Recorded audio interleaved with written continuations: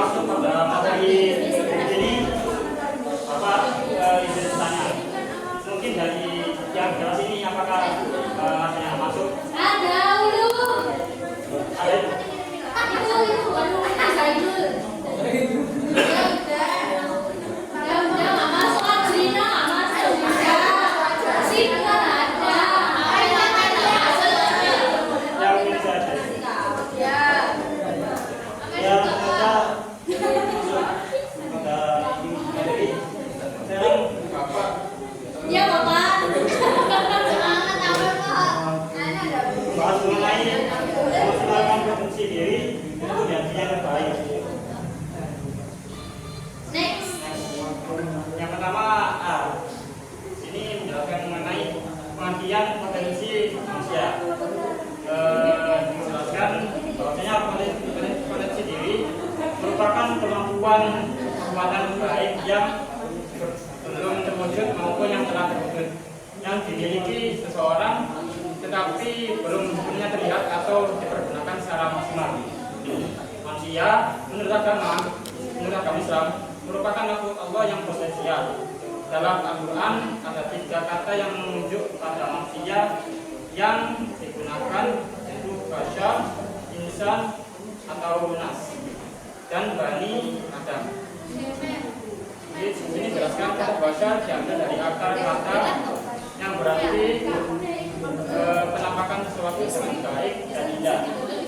Dari kata itu juga muncul kata Basharon yang artinya kulit. Jadi manusia disebut Bashar karena kulitnya tampak jelas dan berbeda dengan kulit binatang. Manusia memang dipilih oleh Allah sebagai khalifah di muka bumi.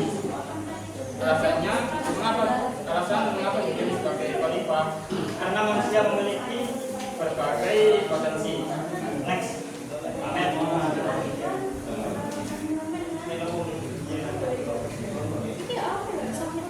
Selanjutnya mengenai macam-macam potensi manusia. Sini jelaskan bagaimana manusia memiliki potensi diri yang dapat dibedakan menjadi 5 macam, yaitu yang pertama potensi fisik atau psikomotorik.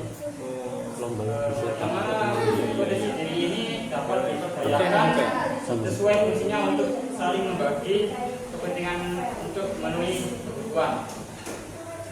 Yang kedua, potensi mental intelektual atau intelektual, yang mana potensi diri ini merupakan potensi kecerdasan yang terdapat di otak manusia, yang mana terutama otak bagian kiri, yang mana fungsinya dari potensi ini yaitu untuk merencanakan sesuatu itu dan menganalisis. Yang ketiga, potensi sosial emosional atau emosional kuantian, yang mana potensi diri ini sama dengan potensi mental intelektual, tetapi potensi ini terdapat di otak manusia bagian kanan. Fungsinya yaitu untuk bertanggung jawab, mengendalikan amarah, motivasi, dan kesadaran diri. Yang keempat mengenai potensi mental spiritual atau spiritual kuantian, yang mana potensi ini merupakan potensi kecerdasan yang berasal dari dalam diri manusia, yang berhubungan dengan kesadaran jiwa, bukan hanya untuk mengetahui norma, tapi untuk menemukan norma. Artinya yang kelima, potensi daya juang atau adversity quotient, yang mana sama seperti potensi mental spiritual. Potensi daya juang juga berasal dari dalam diri manusia dan berhubungan dengan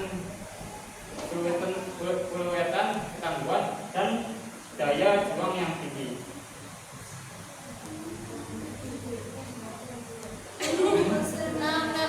Selanjutnya yang membahas mengenai menganalisis dan mengevaluasi perilaku kerja keras dan tanggung jawab dalam kehidupan sehari-hari.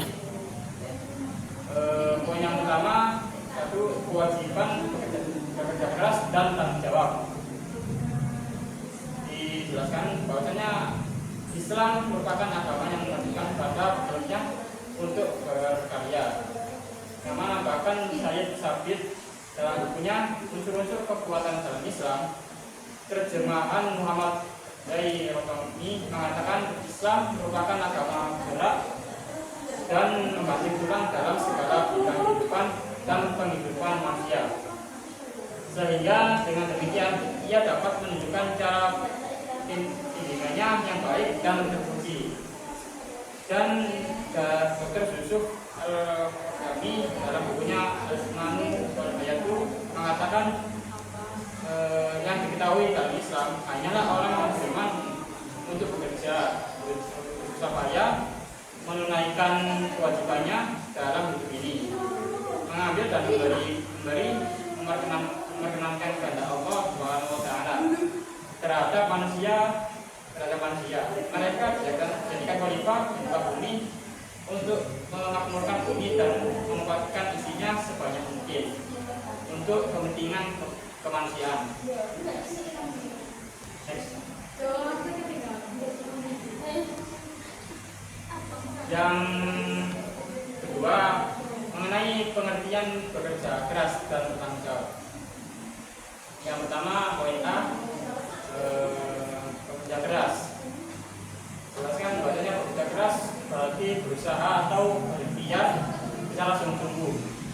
Dengan kata lain, bekerja keras merupakan bekerja dengan gigih dan sungguh-sungguh untuk mencapai sesuai yang dicita-citakan. Orang yang bekerja keras tidak berarti harus banting tulang dengan mengeluarkan tenaga secara fisik, akan tetapi dapat dilakukan dengan berpikir sungguh-sungguh dalam melaksanakan pekerjaannya atau belajar sungguh-sungguh untuk belajar ilmu.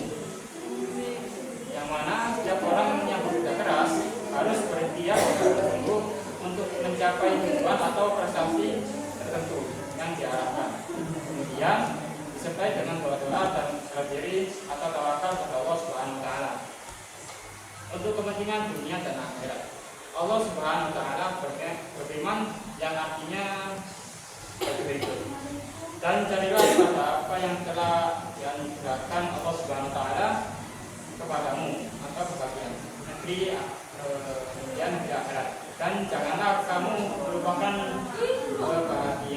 bahagiamu dari kenikmatan duniawi dan berbuat baiklah kepada orang lain sebagaimana Allah Subhanahu wa taala telah berbuat kepadamu, dan janganlah kamu berbuat kerusakan di muka bumi.